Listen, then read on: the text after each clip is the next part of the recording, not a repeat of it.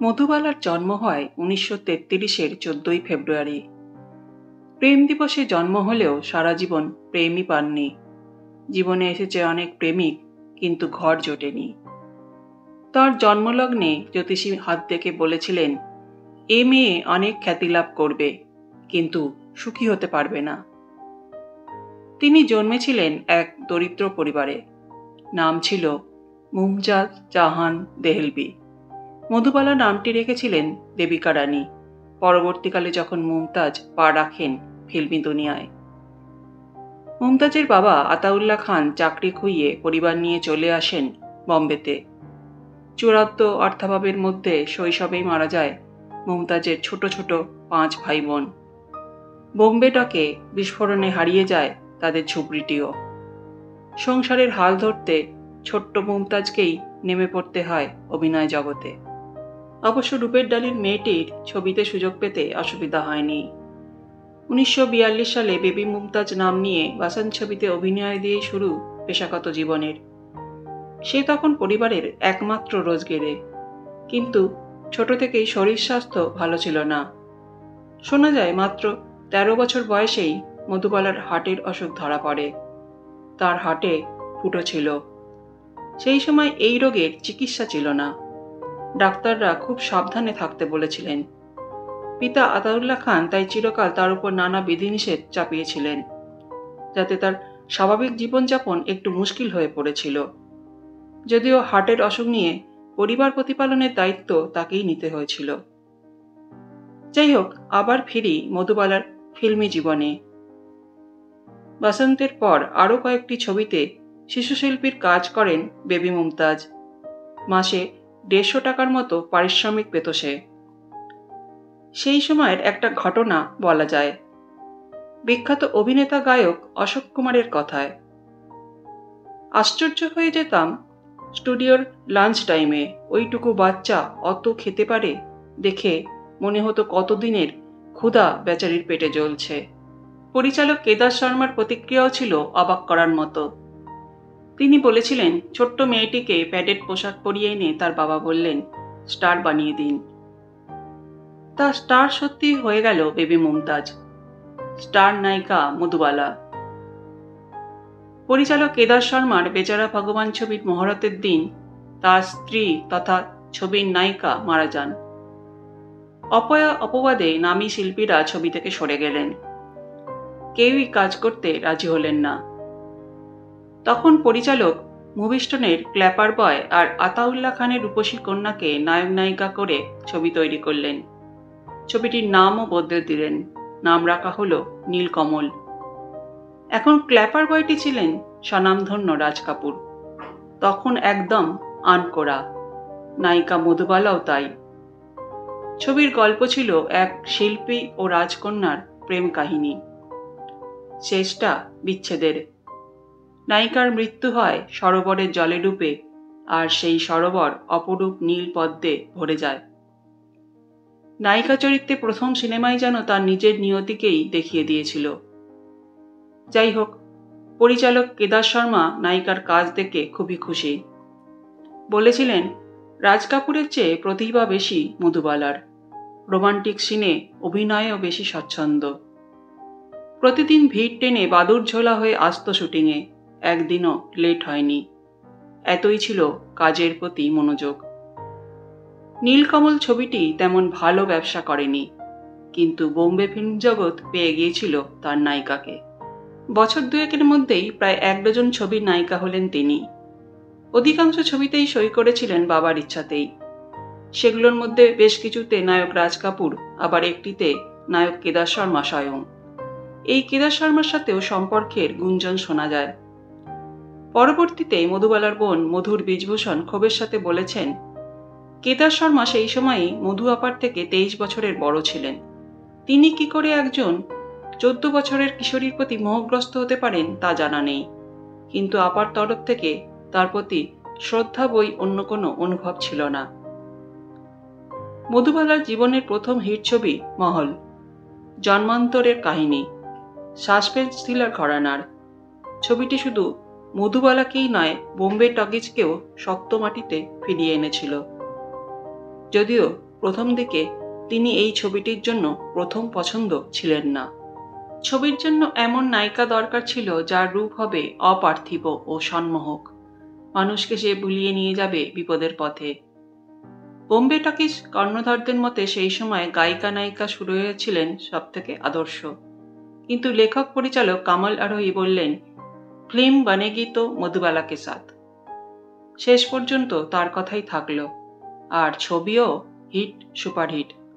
তবে কন্যার সাফল্য বাবা আতাউল্লাহ খানকেও ওঠাতে লাগলো আকাশের চূড়ায়। মেয়েকে সাইন করাতে এলে প্রযোজক পরিচালকদের মানতে হতো অনেক শর্ত। 6টার মধ্যে শুটিং শেষ করতে হবে, ফিল্মি পার্টিতে নায়িকা যাবেন না, শহরের বাইরে আউটডোর রাখা যাবে না, নায়িকা শুধুমাত্র বাড়ির খাবার খাবেন, এমনকি জল আনতে হবে বোম্বের একমাত্র পার্সি কুয়ো থেকে। এসবের মধ্যে নায়িকা মধুবালার নিজস্ব শর্ত ছিল, তার গলায় শুধু গাইবেন লতা মঙ্গেশকর। আসলে মহলে তার খ্যাতির অনেকটাই অংশই ছিল আয়েগা আনেবালা গানটিরও জন্য। তাই তিনি গায়িকা লতা মঙ্গেশকরের সাথেও এক অবিচ্ছেদ্য সম্পর্ক করে তুলেছিলেন। এমনকি মধুবালার শেষ সজ্জায় যে কজন তাকে নিয়মিত দেখতে যেতেন তার মধ্যে অন্যতম ছিলেন লতা মঙ্গেশকর। মহলের পরিচালক কামাল আমরোহির সাথেও সম্পর্কে জড়িয়েছিলেন মধুবালা। সেই সময় কামাল আমরোহি ছিলেন বিবাহিত, সন্তানের পিতা। শুধু তাই নয়, সে সময় বোম্বের আরেক নায়িকা মীনা কুমারীর সাথেও ছিল তার গভীর সম্পর্ক।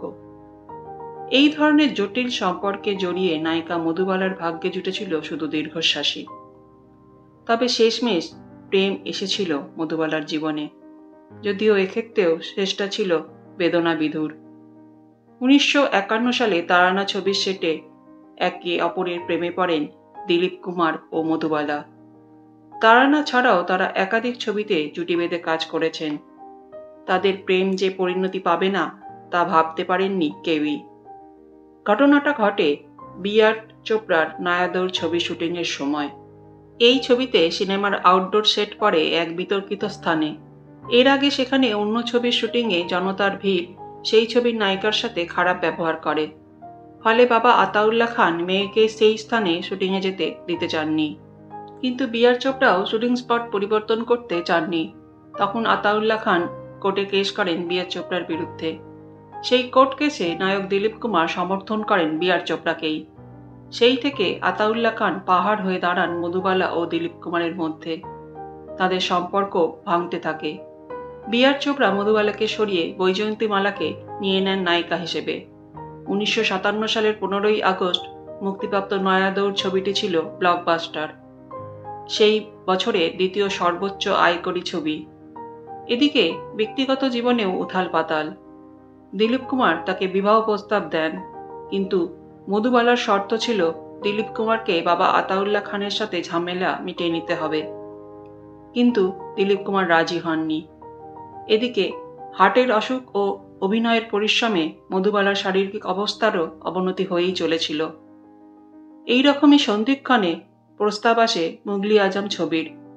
পৃথ্বীরাজ কাপুর, দিলীপ কুমার, মধুবালা অভিনীত এই ছবিটি ভারতীয় সিনেমা জগতের কাল্ট ক্লাসিকে পরিণত হয়েছে। তবে সেই সময় এই ছবিটি তৈরি হতেই সময় নিয়েছিল 8 বছর। ছবিতে নায়িকাকে বেশিরভাগ সময় ভারী শেকল, ভারী পোশাক পরতে হয়েছিল, নাচ করতে হয়েছিল। এই সবই তার শরীরের জন্য ছিল ক্ষতিকর। তার উপর দিলীপ কুমারের সঙ্গে মতান্তর, কথা বন্ধ। সঙ্গীতকার নওশাদ বলেছেন, ওই ছবিতে মুহে পানঘাট পে গানটির শুটিংয়ের সময় জুলফিকার আলী ভুট্টো রোজ আসতেন, এতই অনুরক্ত ছিলেন মধুবালার।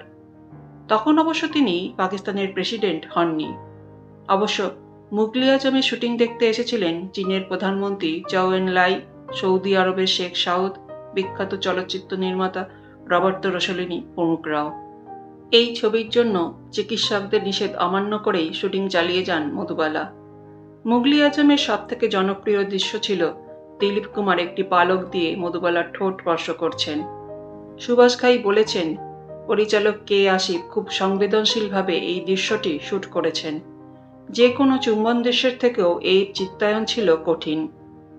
কিন্তু ছবিতে রোমান্টিক দৃশ্যের অভিনয় হলেও শুটিং স্থলের পরিবেশ ছিল থমথমে।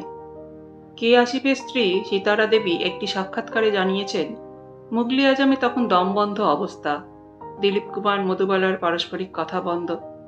একদিন হঠাৎই একটি দৃশ্যে দিলীপ কুমার মধুবালার গালে এত জোরে চড় মেরেছিলেন যে সবাই হতবাক হয়ে যায়। এরপর সবাই ভাবতে শুরু করে, নায়িকা এরপর কি করবেন? শুটিং কি বাতিল হয়ে যাবে? তখন কে আসিফ বুদ্ধির সাথে মোকাবিলা করেছিলেন পরিস্থিতি। তিনি বললেন, দিলীপ তোমাকে এখনো ভালোবাসে, তাই এরকম আচরণ করেছে। কিন্তু মধুবালা বুঝেই যান দিলীপ কুমার আর তাকে বিবাহ করবেন না। যাই হোক, তখনকার মতো পরিস্থিতি সামলে যায়। শুটিংও একসময় শেষ হয়। মুগলি আজম হিট হয়, অভিনেতারা প্রশংসিত হন। তবে মুগলি আজমের অনেক ভালো অভিনয় সত্ত্বেও সেরা অভিনেত্রীর জন্য জাতীয় পুরস্কার পাননি মধুবালা। সেই বছর ঘুমঘট ছবির জন্য অভিনেত্রী বীণা রায় জাতীয় পুরস্কার পেয়েছিলেন। এরপরও বেশ কিছু ছবিতে অভিনয় করেন মধুবালা, যেমন বরসাত কি রাত, ঝুমরু, বয়ফ্রেন্ড, পাসপোর্ট, হাফ টিকিট, শরাবি প্রভৃতি। এর মধ্যে ঝুমরু, হাফ টিকিট, পাসপোর্টে অভিনয় করেন কিশোর কুমারের বিপরীতে। এর সাথে সাথে শুরু হয় ব্যক্তিগত সম্পর্কেরও। কিশোর কুমারকে বিবাহ করেন মধুবালা 1960 সালে। যদিও শোনা যায় এই সম্পর্ক খুব একটা মধুর ছিল না। কিশোর কুমার নিজের কাজ নিয়ে ব্যস্ত আর মধুবালা অসুস্থ থেকে অসুস্থতর হচ্ছিলেন। এর মধ্যেই দিলীপ কুমার বিবাহ করলেন সায়রা বানুকে। মধুবালা বার্তা পাঠালেন, আমার রাজকুমার তার রাজকন্যা খুঁজে পেয়েছে, আমি খুব খুশি। সেটা 1966 সাল। এরপর 23শে ফেব্রুয়ারি 1969 সালে এই পৃথিবী থেকে বিদায় নিলেন মধুবালা। সেই সময় মাদ্রাজে শুটিং করছিলেন দিলীপ কুমার। তিনি বম্বে পৌঁছানোর আগেই মধুবালাকে সমাহিত করা হয়ে গিয়েছিল। বিমানবন্দর থেকে সরাসরি কবরস্থানে গেলেন দিলীপ কুমার। মধুবালার কবরে রাখলেন ফুল। যে প্রেম পূর্ণতা পায়নি জীবনে, মরণের পর সেই প্রেমই ফিরে এলো পূর্ণরূপে। সুন্দরী এই নায়িকা, যাকে ভারতের মেরিলিন মনরো বলা হতো, 2 দশকের অভিনয় জীবনে 72টি সিনেমায় অভিনয় করেছিলেন। তার অভিনীত উল্লেখযোগ্য ছবিগুলি হল মহল, হাওড়া ব্রিজ, তারানা, চলতে কা নাম গাড়ি, মুগলে আজম, মিস্টার অ্যান্ড মিসেস 55, ঝুমরু ইত্যাদি। 50-এর দশকের অনেকখানি জুড়েই তিনি ছিলেন সবচেয়ে দামি নায়িকা। একসময় বিশ্ববন্দিত পরিচালক ফ্রাঙ্ক কাফরা এসেছিলেন ভারতে এবং তিনি মধুবালাকে হলিউডে নিয়ে যেতে চেয়েছিলেন, যদিও আতাউল্লাহ খান সেই প্রস্তাব নাকচ করে দেন। ও কাঁটা চামচে খেতে পারবে না এই বলে। লাইভ পত্রিকা মধুবালার ছবি ছাপতে আমেরিকা থেকে ভারতে ছুটে এসেছিল। নিউ ইয়র্কের থিয়েটার আর্টস পত্রিকা লিখেছিল, পৃথিবীর সবচেয়ে বড় স্টার, কিন্তু তিনি বেভারলি হিলসে নয়, বোম্বেতে থাকেন। তার মতো ফ্যান ফ্লাইং বিশ্বে কারো নেই। আজ তার জন্মদিনে তার প্রতি রইল অনেক ভালোবাসা।